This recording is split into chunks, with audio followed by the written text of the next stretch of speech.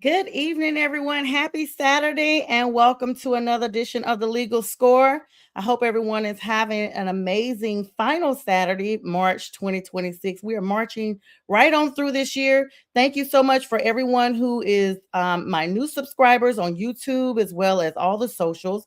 And thank you for all of you all who are now joining me on Saturdays. So, I know you all are used to seeing me do a couple of shows by myself, but not today, you guys. I have an amazing, amazing colleague, friend, guest that you're not going to want to miss out on. He's a renowned author. He has boxing experience extraordinaire. Let me just give you guys a little bit of background on my guest. So, some of you all have met him, some of you all have not, but I'm going to reintroduce him to most of you. His name is Jack Hirsch. He's a prominent figure in the boxing world, uniquely known for having been both an amateur boxer, a competitor, and highly decorated journalist. His career spans over 4 decades, during which he transitioned from the sweet science inside the ring to becoming one of his most influential voice outside of it. Before his writing career took off, Hirsch was an active amateur boxer. He competed in the Golden Gloves in New York in the 70s, and he's also been a sparring partner. Notably, he served as a sparring partner for Vito Antuofermo, the former undisputed world middleweight champion. Jack is an indeed friend and treasured colleague, and it is my greatest joy to have him join me today. Ladies and gentlemen, my friend and boxer and writer extraordinaire, Mr. Jack Hirsch. Jack, good afternoon. How are Hey, you? good afternoon, Sonja. We used to do so many shows together, but we haven't done one for a long time. You know what I feel like? I feel like I just came off injured reserve, and now I'm checking into the game, and you're part of the crowd, and you're giving me a little bit of an ovation because I've been off for so long as far as doing a show with you. But it's great to be back in action doing a show with you again. I know. Thank you so much, Jack. And you're right. We used to do shows together 3 and 4 times a week. Those were the days I got busy with school, but don't worry. Hopefully, one of these days soon, I'll have a break. And I definitely do not plan on having you absent from my platform for an extensive amount of time that has been. Now, Jack, you've been busy since the last time we spoke with you. And so today I want to congratulate you on this newest achievement, your authorship of the Michael Spinks autobiography. I'm There super we go. excited with you. An There is a book. authorized biography on Michael Spinks. Books never been written solely on Michael Spinks before, one of the greatest fighters in boxing history. Mhm. And here it is, Michael Jinks Spinks. And I really enjoyed doing this book with Michael. And the ironic part about it, I wasn't the biggest Michael Spinks fan when he was fighting. Nothing against him. I never rooted against him, and how I came to do a book on Michael Spinks. You're probably going to ask that next. I had written so many magazine stories, Sonia, one after the other, but all anyone asked me about was when I was writing a book. And you know Mhm. what it felt like? I felt like a ball player who's had a great career, a good career, I should say, but have never been on a championship team. So until that book was written, finally I did it. And, I wanted it to be on a high profile individual in the sports world and in the boxing world. But the problem is, some of the iconic boxers, most of them have had at least one book written on them.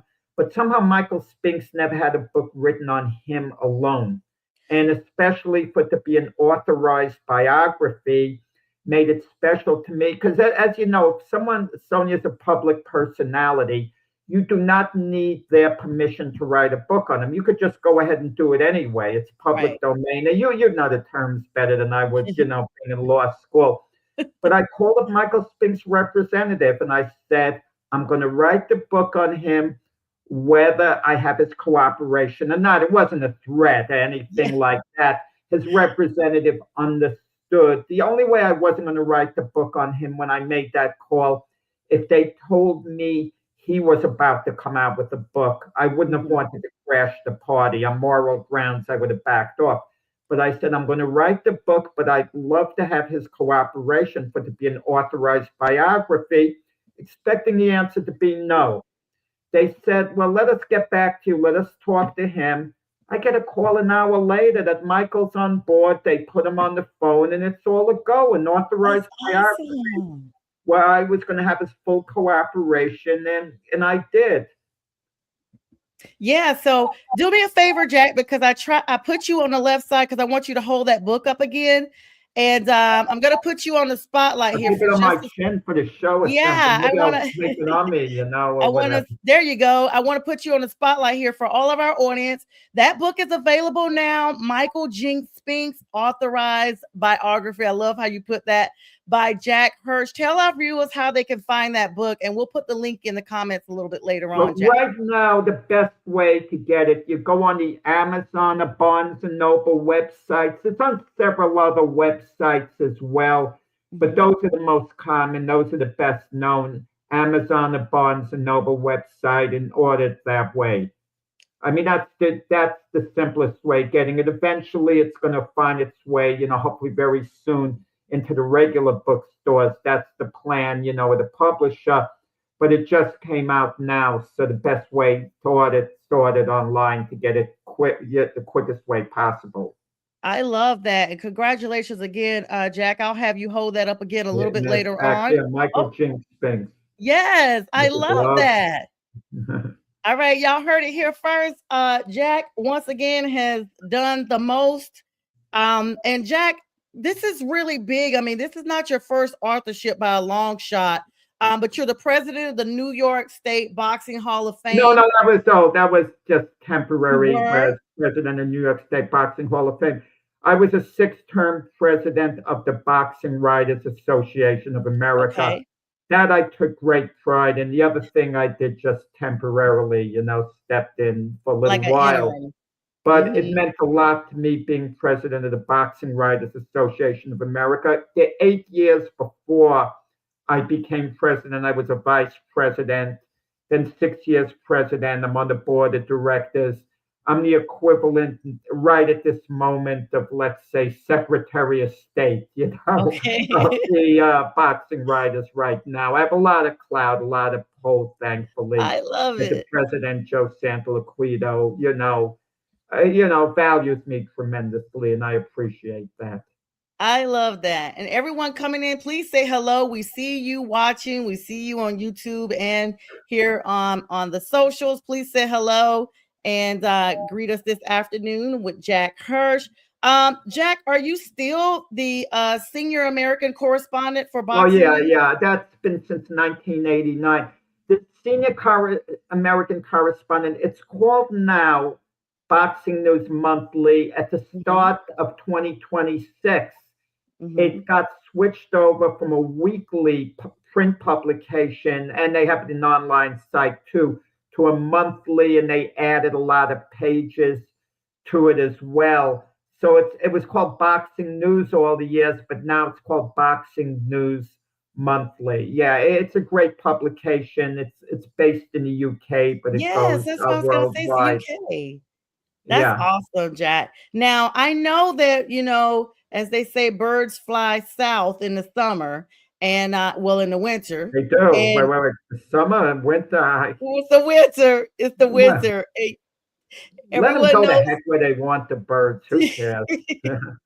Well, we know you're a New Yorker by way of Rockaway, but I personally know, and looks like the internet knows too, because when I looked you up today, it says you vacation in Boca Raton, Florida, and you are have often been spotted with J. Russell Peltz in the South Florida area, the Hall of Fame promoter. Is that Oh, true? I didn't know that. How does that come out? How do you investigate that?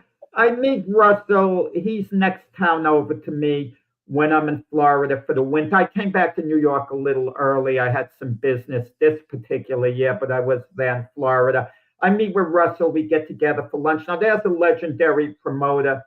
He promoted, wow, some 50 years or something Wow. in at the Philadelphia Spectrum. So he really is a legendary boxing promoter and a friend. But he's still in the business as a manager right now. He wrote his own book called $30 in a Cut Eye, Okay. too. But I'm not going to expand on his book. Yes. I'm going to just promote my own now.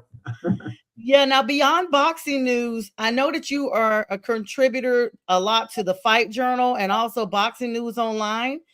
You're one of the sport's most respected historians, Jack. How's that been for you? I think, believe it or not, a lot of people might refer to me as a historian. I don't consider myself one at all, and I'm going to tell you why.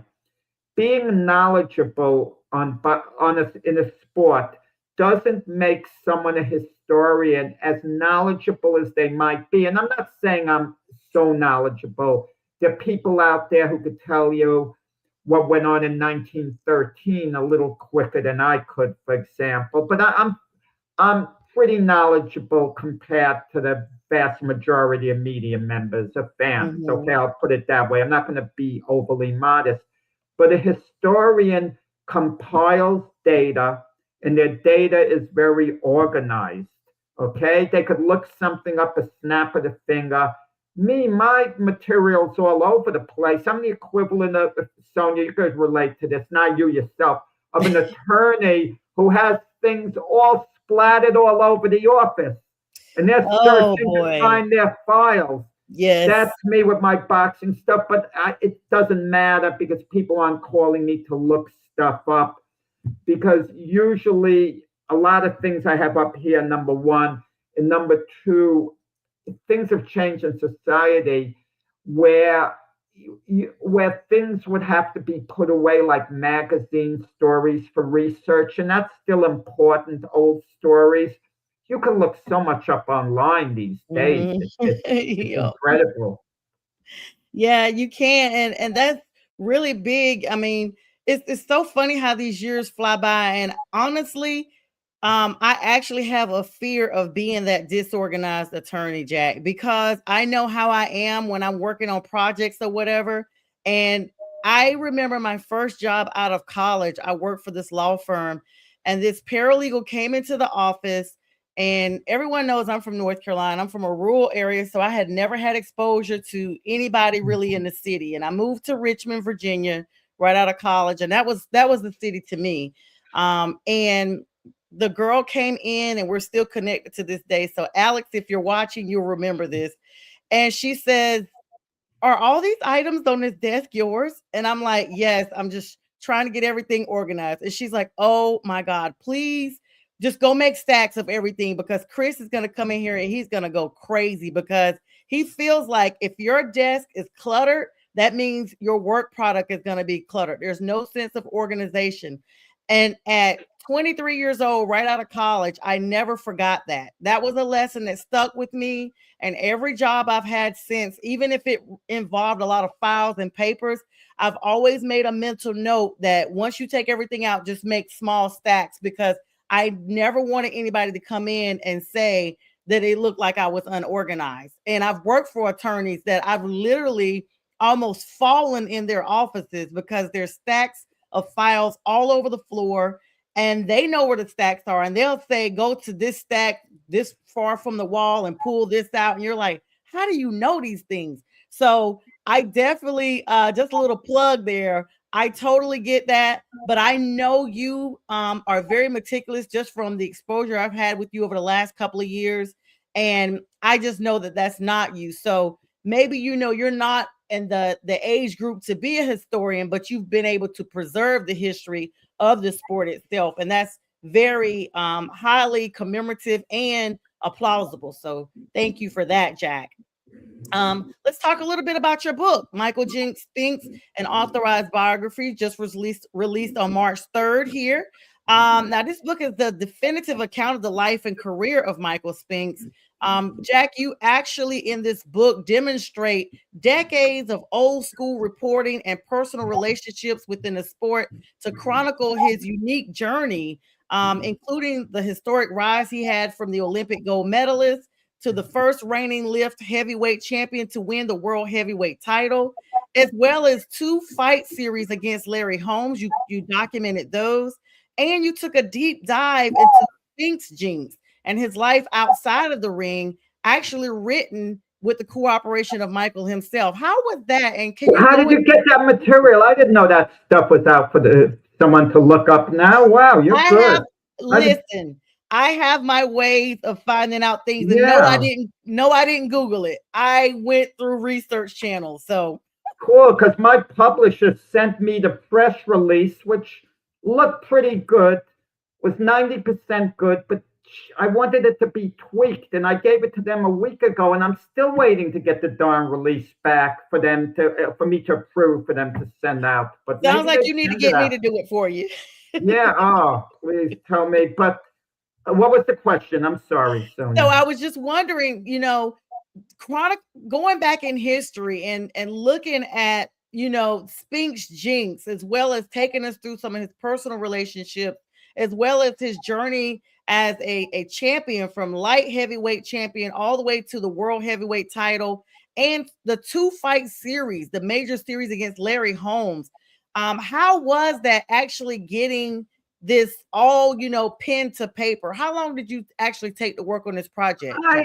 It took me about to write the actual book about 8 months.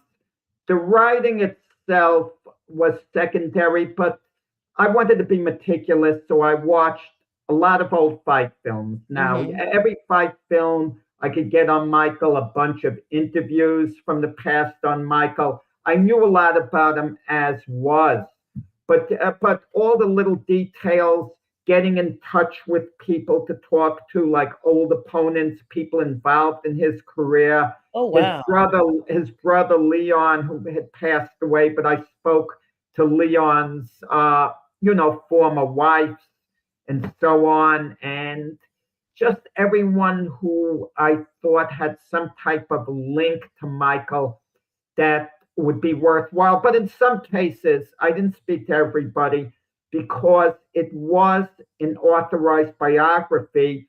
So I respected Michael's boundaries. A few people he preferred I not really speak with. Mm-hmm. So I respected his wishes.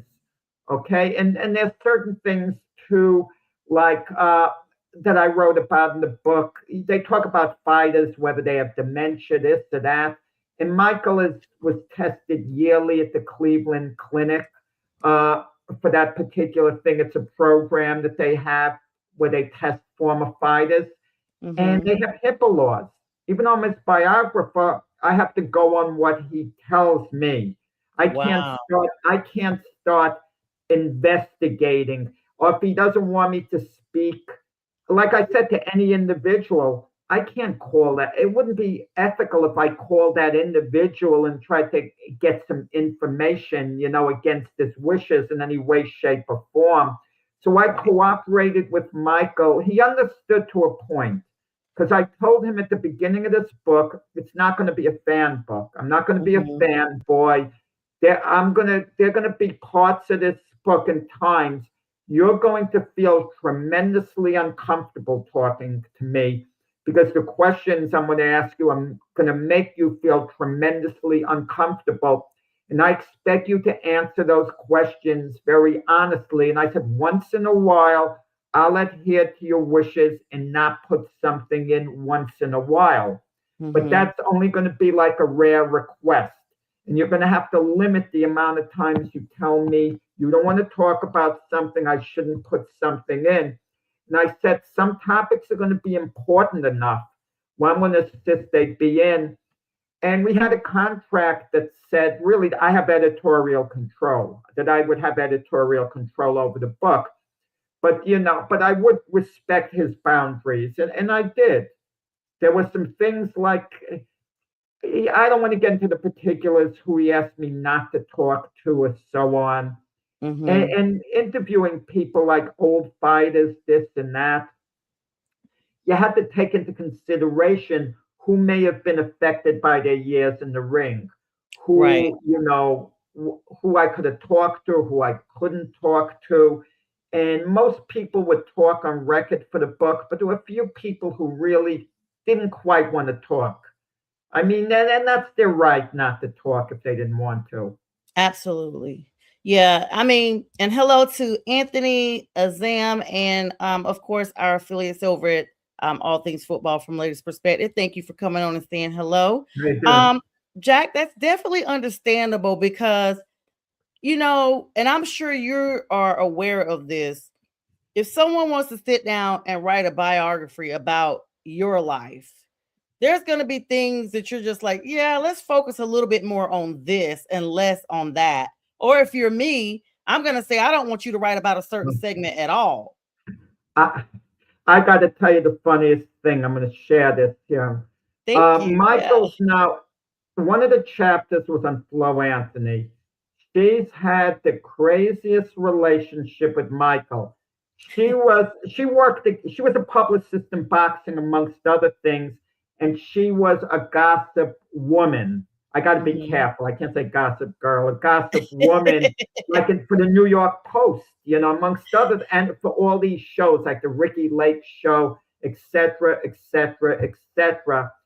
And right as the book was going to press, I wrote a chapter on her because of how involved she was in his career and in boxing. She gets married to him as the book's about to go to press, but whatever. Oh. But Michael was kind of half living with her while I was doing the book. They were a couple, but she has an apartment in New York, and Michael has a big house in Delaware. And he would be commuting back and forth between Delaware and New York. And I had to ask Michael, I was asking him about his past relationships. Mhm. He was feeling uncomfortable with her there. But listen, Michael wasn't always faithful to her. He said he thought he was, and she goes, really? But Michael is cringing as I'm questioning him, and I got to do it for the book. I Yes. got to do it for the book. He is cringing and he's facing me and looking in pain the whole time. But after our session's over and it's time for me to leave after I was there about 3, 4 hours or whatever, he walks me to the door and for the first time he smiles and goes like this. He gives me one of these. He gave me a look like you know the way these things are. Yes. Like Yes. his demeanor when I was facing him kind of like changed for moments. I got a big kick out of that. But Mike, I got to give Michael and Flo Anthony, who's now his wife and business manager. She's been with him since the 1980s. But that's a Oh. story in itself. I talk about Yeah. patience, and it's technically the first marriage for both. Technically, Oh. okay, that's the Okay. crazy thing about it. And I got to give them a lot of credit because normally in a biography, the person doesn't want anything to make them look bad. And I wrote some things about Michael Spinks where he had some difficulties before that made didn't make him look good. That's for sure. Let's say made him look bad in a sense, but he accepted it because it had to be part of his story, and she accepted it. So it says a lot about them for not trying to squash that. Yeah, I get that. And Scott, thank you for joining us too. Jack, It, that's very direct. Jack, you have a question here. Scott wants to know what was the one thing during your interview that surprised you the most? I mean, uh, the most it part. shouldn't have surprised me the most. Michael Spinks' story is unique. I I don't approve of what he did, but it's his life. He trusted his fortune and money to his promoter and best friend, Butch Lewis. Butch Lewis managed Michael Spink's life. He told Mhm. him how much he was getting paid for a fight, and then Butch would pay Michael's bills and give him an allowance. He never paid Wow. him the full amount, but I have no doubt that Butch cared about Michael Spinks. He did a great job moving him as a fighter, his career. But Michael Spink's last fight was in 1988, and Butch Lewis passed away in 2011. Till that point, the 23 years after he retired, Butch would be paying all his expenses. When Michael became world heavyweight champion, he upped his allowance from 1,500 a month to 10,000 a month. Oh It my sounds like a goodness. lot of money, but it Yeah. sounds like a lot of money, 10,000 a month. But when you think of the amount of money you earned as a heavyweight champion and what it's drawing in interest, you could afford to give the 10,000 a month. But Michael's bills would be sent to Butch Lewis's office, and Butch Lewis did pay him off. But as soon as Butch Lewis died, uh, and Butch had been in poor health leading up to it, but Michael never thought, what becomes of me if something happens to Butch? The money, Michael's bills stopped getting paid. His health Wow. insurance lapsed. The taxes weren't paid. He was destitute for a little while, and Michael had to sue Butch Lewis's estate to get some of the money back. And then they found out that Butch had set up a retirement account. Michael remembered from many, many years ago, and that helped Michael out. And Butch did some good things. When Michael bought his home in Delaware, and he lives down the block from Joe Biden in Delaware, too. Oh, okay. They paid the house off completely in the beginning, no mortgage. So Michael isn't wealthy today, but he's comfortable. Okay, he's comfortable. He's well off. He's comfortable. As long as he's careful in how he spends his money, he'll be fine the rest of his life. But at the end of the chapter, after Butch left him destitute, his trainer, so on, his promoter, excuse me, I said, if you had to do it all over again with Butch, would you? He goes, absolutely, hang by Butch. And I said, if Butch could come back to life and said, get rid of Jack, we don't need him writing this book, would you get rid of me? He said, you'd be out the door in a moment. And Michael and myself on really good terms, but he was being honest with me. Yeah. Butch had this stranglehold on his head for whatever reason. His loyalty and love to Butch was so great, to Butch Lewis, who was 10 years older than Michael, that no matter what Butch did to him, he couldn't be angry at Butch. No matter, but I think what happened with Butch Lewis's promoter, his mindset was he was going to take care of Michael the rest of Michael's life, but the money was running dry because a month or so before Butch Lewis passed away, he threw himself a 65th birthday party. And Butch Lewis was buddies with Denzel Washington and Robert Johnson, who owned the Black Entertainment Network and who owned the Charlotte Hornets, by the way. He sold it to Michael Jordan. They were Butch Lewis's buddies.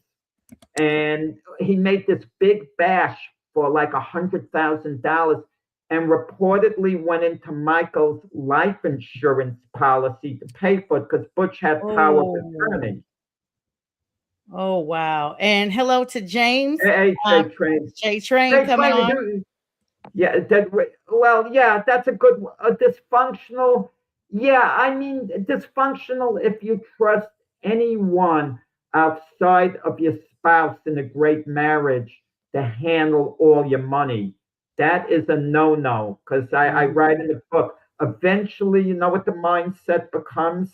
The person starts thinking, well, it's our money, because they've had it for so long. That's kind of the mindset, and they kind of dipping into it little by little. Yeah, and that's definitely the things that comes out when you're writing, these biographies and autobiographies. You're seeing everything firsthand. Jack and I need to take a small break, but we will be right back. Jack Hirsch, renowned author and boxing extraordinaire. Jack, we'll be right back.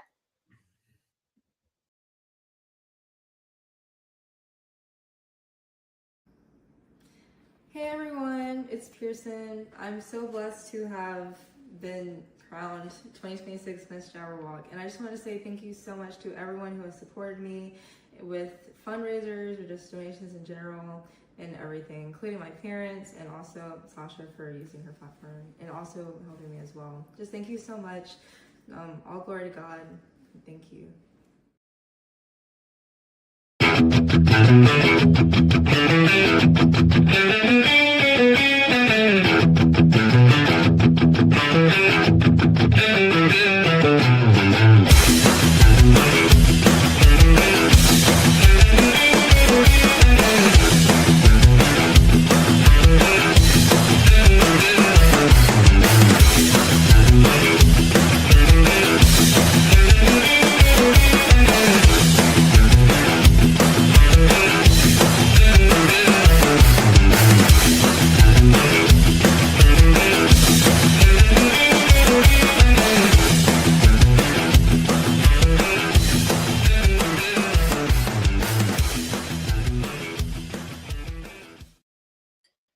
right, and Jack and I are back. This is our second half of the show. Jack, you know these time goes by so fast when you're having fun, and this is absolutely amazing. If you're just joining us, I'm sitting down with Jack Hirsch, the author of the Michael Spinks autobiography.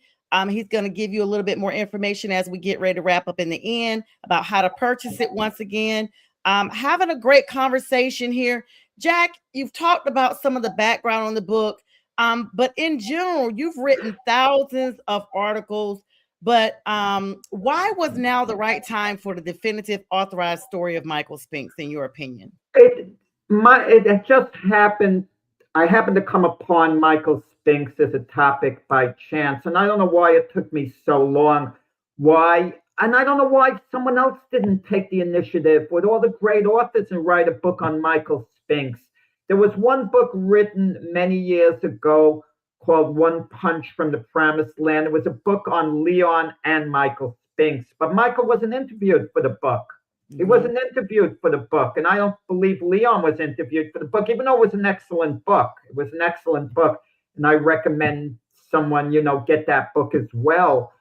But this was, an authorized biography with Michael. I mean, that I feel is the difference between that and maybe other books that Mhm. might be coming out. But I was on the phone with a buddy of mine, Don Majeski. Don Majeski, for years, worked for Butch Lewis Productions, Michael Spinks' promoter. He was around Michael Spinks for years, and in the office, he had all these stories. We're talking and laughing about it on the phone. And then it hits me all of a sudden. Why don't I write a book on this? I say, Don, well, you have a lot of stories to tell me, right? You could help me out. He goes, absolutely. And before that, I had a couple of other world champions I was going to do a book on. One of them I knew very, very well. I met with him and his wife. We sat down and we were about to, I just needed him to okay it, but he was too nervous to talk about things in his past. Too I understand. nervous, maybe figured people in higher places, whatever. But then I saw it wasn't going to work out. So it wasn't going to be done. And another one, I saw the turmoil in his personal life. He wanted me to write the book on him. Oh, we got to do it. We got to do it. We got to do it. But I spoke to someone very close to him, and he said, this might not be worth your aggravation. They're going to think that this book is making you all this money, and they're going to be this and that and this and that. And I got a bad feeling. I needed a person I could be very comfortable with, very Right. easygoing and not have all this turmoil. And it had to be convenient to where we were going to meet. Okay. And with Michael Spinks, it was a perfect location in Manhattan where I could meet at his now wife's apartment, have all the time there. It's Yeah. hard to do a book if you're meeting someone at, like, let's say, a Starbucks. You can get away with it. I did it in Boca Raton. Leon Spinks' son, Corey Spinks, the nephew of Michael Spinks, who actually was the undisputed world welterweight champion. I met him at a Starbucks and we talked. That's great for one afternoon. But can you imagine every week we show up at the same Starbucks and we're there Right. 3, 4 hours? I'm conscious of it. I mean, how many cups of coffee and pastries am I going to get? It And just then everybody's going to be following you all around at some point. Sonia, I hope I'm not insulting you. You're not one of those people that go to Panera Bread and spend 4 hours there, are you? With your laptop. No. And you know what? I never understand that. Even like I have classmates that say they go places like that and study, and I'm like, how? It's so distracting with everybody coming in and out. I go in, I don't even think I've ever dined inside of a Panera Bread or a Starbucks. If I do, it's within 10 minutes, and it's because it's cold and I don't want to walk right back outside. But I've never spent hours at either location. People like to hang out on Boxing Hall of Fame weekend. I went with some of the guys out to dinner, but we wanted to talk boxing all night, so we went to a Dunkin' Donuts. Oh, wow. Eventually, they started sweeping by our feet. And when the broom Oh. brushes against your foot, it's time to Yes, go. time to go. I Yeah. mean, you brought up Leon a couple of times. Michael was often Right. overshadowed by his brother Leon's more exuberant personality. What Yeah, yeah. most Still is. surprising thing, about that and the difference of him and Michael's character while you were working on the book with him? Oh, they're different as night and day. The brothers were very close, Mhm. and Michael loved Leon and vice versa. Leon would go to all his fights, but for fun, I would ask someone from random, have you ever heard of Michael Spinks? I could be like in the department store, I could be food shopping, and they could see like I have a shirt on. It could be like a Jet shirt, for example, a Yankee shirt. And I Mhm. don't know why. I could start talking with someone, have a fun interaction. I'll say, by the way, have you ever heard of the name of Michael Spinks? More often than not, they confuse him with Leon. They say, "Oh yeah, yeah, he had the gap of teeth in his, between." Oh, he was crazy. He was a wild man. He beat Yep. Muhammad Ali for the title, and I go, "No, that's Leon. Michael Right. Spinks." You know, Hardcore boxing fans know the difference. He was overshadowed by his brother Leon, even though he had a much greater career. Leon was a tabloid guy before Mike Tyson became one. He'd be Yes, in he the was. tabloids because he'd have like a wild existence. Michael would do things the correct way.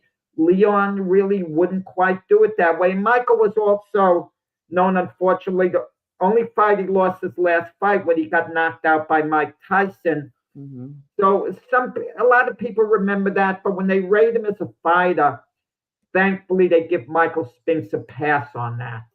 One fight, the end of his career.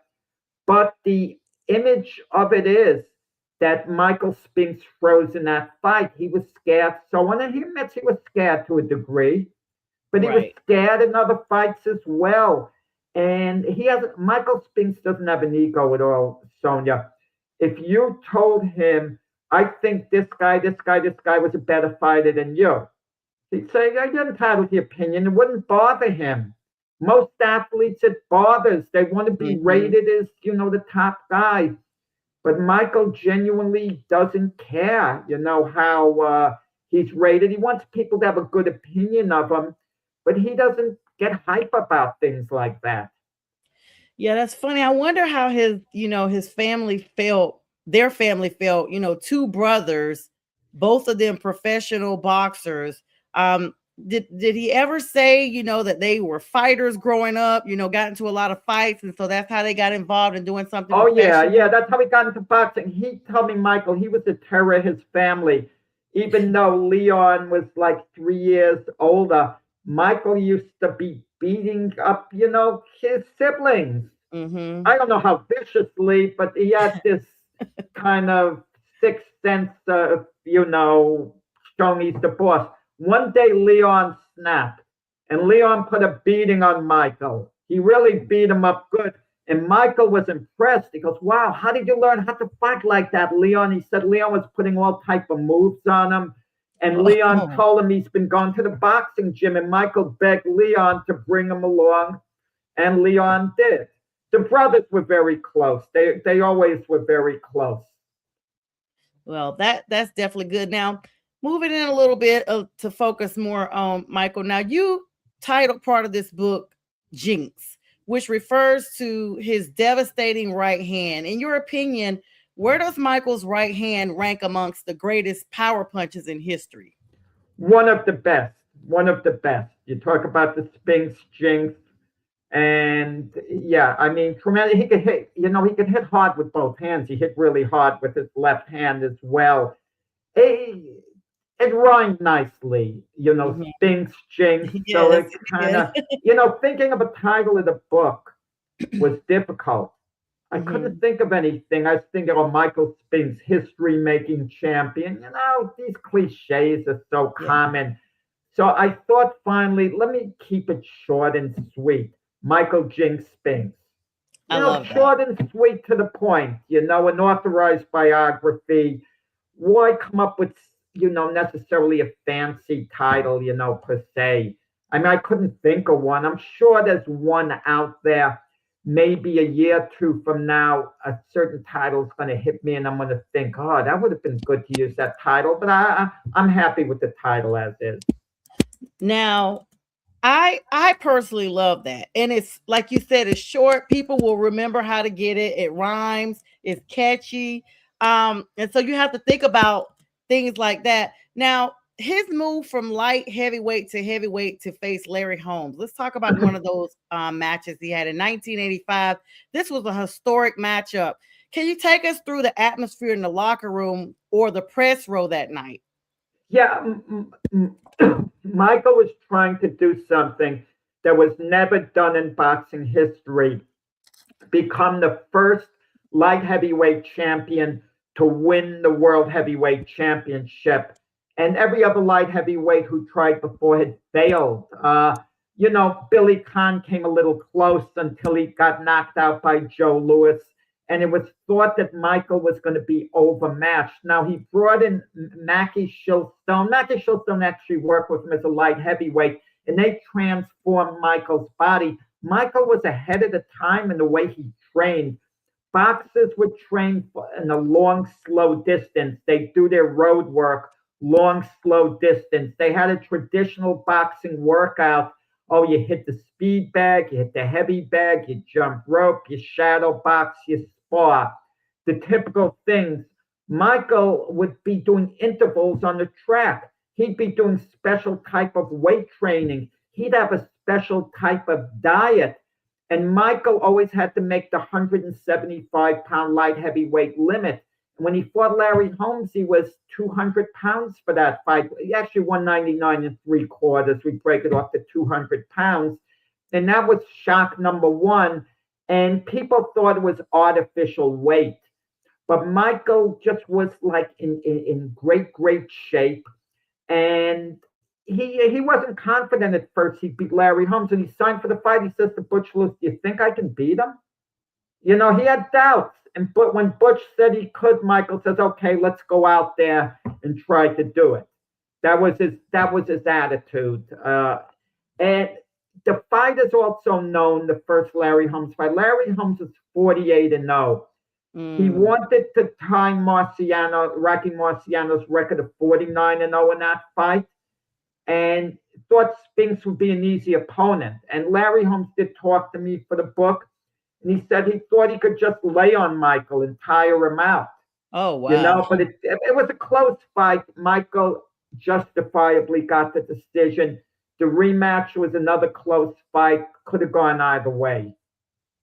Yeah, those are pivotal moments. And Jack, you've been ringside for over 4 decades, excuse me, and you still use a pen and paper while everyone else is mostly on laptops. How does that tactic approach give you the digital reporting misses? I don't, because I'm not when Boxing News is a weekly and I cover show, I always had a 24-hour window to get it out. 24 hours. So I could take my notes and then go home and do the report. That's why one special story meant a lot to me. I did a story that I was truly on deadline. When I say deadline, not a 24-hour deadline, like a 45-minute deadline, only once at the International Boxing Hall of Fame. I did a story for the Virgin Island Daily News. That's their big paper in the Virgin Island. Mm-hmm. And one of their fighters, Julian Jackson, was inducted in the Hall of Fame. I had 45 minutes to get the story out. Oh, wow. And I got it out, and it was like I felt like I won a world championship because I had never had a deadline like that.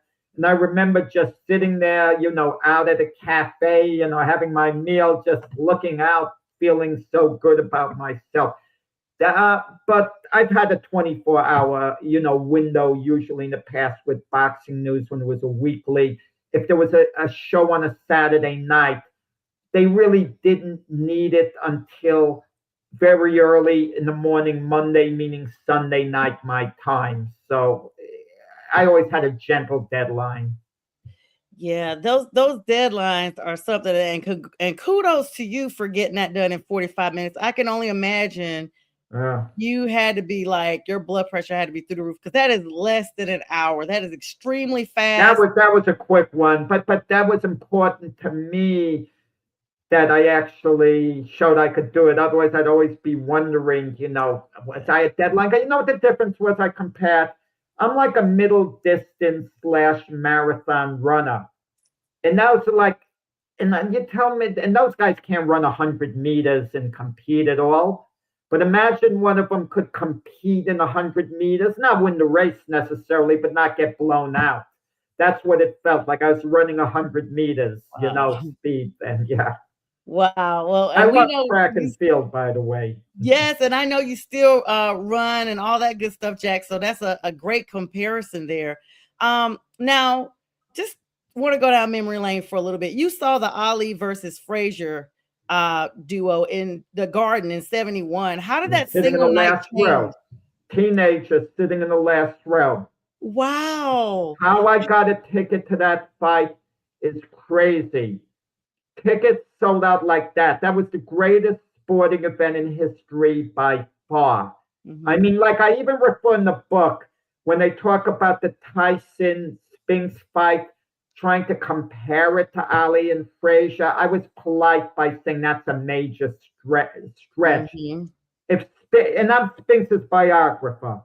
If the Spinks Tyson fight, if they put it on the undercard of Ali Frazier for the interest, we would want the Spinks Tyson fight to get over with quickly because we'd be so anxious to see Ali and Frazier. That's how much bigger Ali and Frazier was than anything else.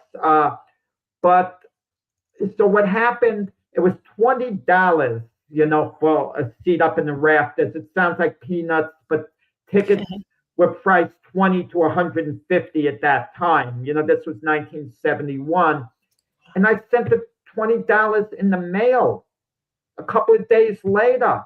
And miraculously, a ticket comes back. They not only didn't pocket the money, they sent me a ticket in the Oh mail. It's my like, what? goodness.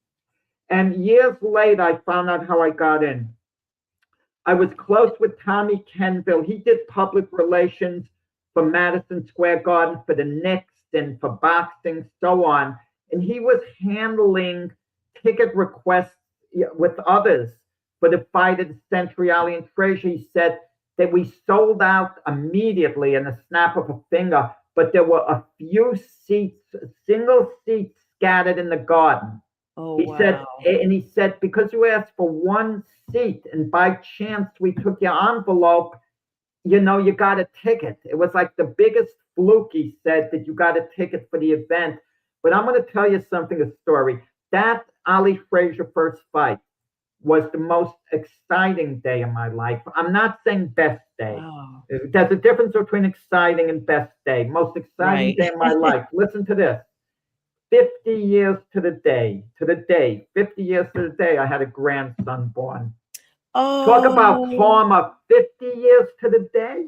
that is What are the so odds of cool, that Jack. happening? That's insane, isn't it? I love that. That Yeah. is so amazing. Oh. And listen, I come the 50th anniversary kid, but listen to this too. When Frazier knocked Ali down in the 15th round, Ali's back was to me from upstairs. And I remember my thought, the punch was like a shot out of a cannon, I thought. And my Oh. grandson was named Cannon. Oh my This is goodness. all like the What? karma is insane. You could probably Google a story I wrote on Ali and Frazier. Just anyone interested, just Google my name with Ali Frazier, and you could probably come upon that story. Jack, I love that. And I'm one of these people that loves like number scenarios and sequences and facts that stick like that. When you talk about kismet, those are kismet 50 moments. years to the day. I Yes. mean, I mean, what did it? And a funny thing too, a close buddy of mine who's a boxing manager, Keith Sullivan, he had a daughter born to him the same day, 55 years to the day. So I Wow. told him, I'm never going to learn your daughter's name. I'm just going to call her 55 Yeah, five from five. now on. How's 55, and that's that. I love that. And now I'll remember your grandson's name too. And the big historical fact behind Wow. that. Jack, I had a few more questions to ask you, but I don't think we're gonna have Well, time to get to we them could talk. all. Yeah, we could talk the Jets if you want. We could talk Yeah, we're good. football So we're too. good. I'm good. Let's I'll just hold. I'll wrap up the book. no, no, Yeah. no, no. So I only because yes, I want to make sure we plug that back in. Let me put the spotlight back on you there, Jack. Give me 1 second. I need to switch you over and put you here. All right. Let me take this banner down. Actually, this is the book. Jack is the author. Hold that book up for me, Jack. It's now available on Amazon. And how else did you say, And Jack? It's Barnes and available. Noble. And the Barnes and Noble site. Some other sites as well, but they're too numerous to get into. Yeah, just look up the book, Michael Jinks Spinks, and you can and it'll tell you, just Google it. We'll drop some links in a little bit later on after this airs. Jack, we will definitely re-air this. Do want to ask you one more boxing question before I ask you about your beloved Jets. Let me see here. Let me switch myself over. That's that. And we are back. Okay. All right. And I need to actually make this correction now that I realize you have that on there as Jinx Spinks. All right. So, Jack, there is, everybody, every generation thinks they're making the previous generation's situation better, no matter what it is. And the same thing is true with boxing. Now going from the traditional 15 rounds down to 12, do you think that the sport actually lost a certain theater of the soul when those last 3 rounds were cut? As it turns out, yes and no. When you're so used to something, you're resistant to change. We see that in sports all the time. Well, we heard it about instant replay. You can't take responsibility away from the umpires, the officials in football, basketball. We heard about, well, you're taking the human element out of it. When they had the designated hit in baseball, some people were complaining about that. I think we're used to 12 rounds. We're fine. It does give give the contestants enough time to exhibit their skills, but I think the problem with boxing isn't that 15 to 12 rounds. I think it's the overall disorganization. It seems that everyone's a world champion this way, in one way or the other. It just, I got into a debate with Dr. Paul Semendinger once with Mac on our debate show.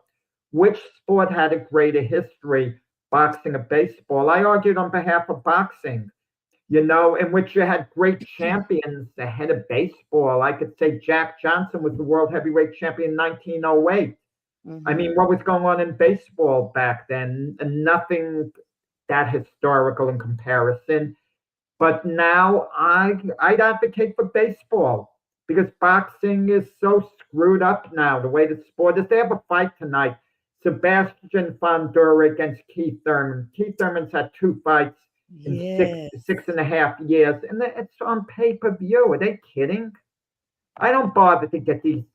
It's my sport. I don't bother to get these pay-per-view rip-off shows. I'll catch it on YouTube the next day. Yeah, and that's important. What thank you so much, James. Thank you. Thanks, James. Yes, our James is a tough adversary. yes, he is. He's so Um, intelligent. I often tell him to get into law he school. wants to He's do very to me in the intelligent. debates what Tyson did to Spinks. Oh yeah. Yeah, that's what he tries to do. Yeah. Yeah. Well, if there's one lesson from Michael Spink's life outside of the ring, Jack, with you writing this autobiography, what would you hope that readers take away from the biography? It's actually a biography when I write it about him. What they could take away from it, Michael Spinks is one of the few living legends in the sport of boxing. There are very few legends around. Sadly, they pass. How, how many fighters are truly legends now? You could look at Sugar Ray Leonard. You could look at Roberto Duran, Larry Holmes, Tommy Hearns, Michael Spinks. Mm-hmm. I mean, there are few others. Ruben Oliveras, famous Mexican fighter, but how many legendary fighters are there? I know a lot of years ago, I got to the Boxing Hall of Fame, and I would be around these legends like Archie Moore, Gene Fulmer, Carmen Basilio, but now it's like a new crop, legends, come in and Michael Spinks is definitely one of them.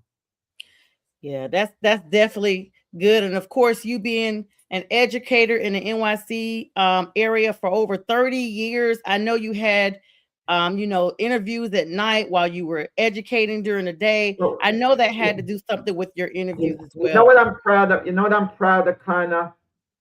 What I've done more than anyone else. I've presented more awards to high profile boxers than anyone else in the business. It's That's not even close. I presented an award to Michael Spinks before this book. That's the only time I ever had an interaction. I presented an award to Leon Spinks. I presented, you could catch it on YouTube, the Floyd Mayweather and Manny Pacquiao fight at a year. yeah, I had to give you an applause there, Jack. It's my warning to quiet down. We're about to end the show. It's close to being ending anyway. Yeah, no. We got about 2 minutes here. Oh, okay, sure. I want to talk to you real quick and absolutely amazing. The Congratulations Jets, again on the this Jets. book. Super proud of you, Jack. I remember when you first started talking Okay. about it. Now it's Well, let's here. forget the book and let's cover the Jets in a couple of minutes we Yes, have. so the And Jets. Sonja, do you think the Jets should take Ty Simpson with the number 16th overall pick in the draft? They have two number ones. I know number 2 and number 16 overall picks. If you guys don't get rid of them, they've been focusing on bringing more adults in the room as opposed to the youth. So I don't know, bringing Geno Smith back is full circle, but I don't think they're banking on him. I think they will grab Ty Simpson out of Alabama. They've recently hosted him for a private workout interview and a dinner with general manager Darren Mogi and Aaron Glenn, Jack. Yeah, they have a great track record, Mogi and Glenn last year. Who cares? Please do not draft Ty Simpson with the 16th overall pick. This is going to be a lost year. Gear for next year when you have a great quarterback crop. The best of the bunch is Trinidad Chambliss, who's going to be great. I predict he wins the Heisman next year, Chambliss, but he's going to be great regardless. Maybe Arch Manning develops, maybe a couple of the other. He's the reason why this draft class is not good this season. Yeah, well, the college draft class will be good. Ty Simpson is, I mean, forget about it. If Carson Beck is available in the 4th round, draft him, take a flyer on him. But, even trade to move into the 3rd round to grab Carson Beck, who's probably going to be there. But don't count on him to be a quarterback of the future. But, you take a chance on him. Geno Smith is not even going to be the starting quarterback. That's what I was going to ask you. He won't last the whole year as a starting quarterback. It's a loss. Look, how good is Geno? As soon as he leaves the Seahawks win the Super Bowl. And as soon as he goes to the Raiders get the number 1 overall pick in the draft. Give me a break. Come on. Yeah, and he was with Pete Carroll. So there's that. But Jack, it's been an absolute pleasure having you on. We'll have to have you on again. Make sure you guys go out and grab that book. Michael Jinx Spinks, Amazon. Yes, let me put Jack on. Oh, where'd you go, Jack? There you go. Let me put the spotlight on you for a second here. On Amazon and did you say Borders? Barnes and Noble. Either one, Amazon or Barnes and Noble. Most people go to Amazon, to their website. Yes, have people go to Amazon and we'll get that taken care of. Jack, thank you so much for joining me as always. Thank you, everybody. Have a great Saturday. Join them in the morning for the big Sunday morning sports show. Jack, always a pleasure. You guys have a great weekend.